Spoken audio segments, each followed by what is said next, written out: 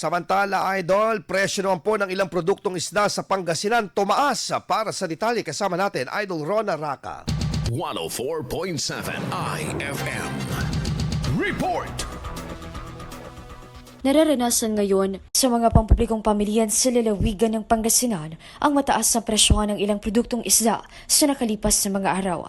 Sa Dagupan City, ang bangus naglalaro sa 220 hanggang 240 pesos ang kada kilo.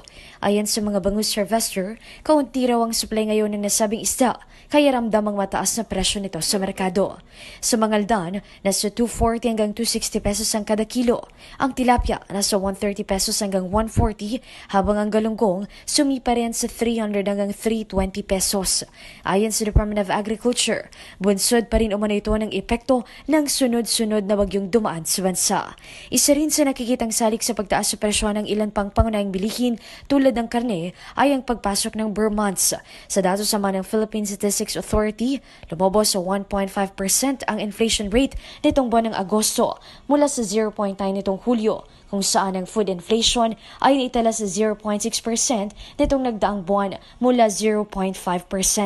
Samantala, umaasa naman ang mga mamimili na hindi na sumipa palalo ang presyohan ng mga pangunahing bilihin. Mula rito sa IFM Dagupan, ito si Idol Rona Raca, Tatak IFM. IFM News. IFM News. IFM News.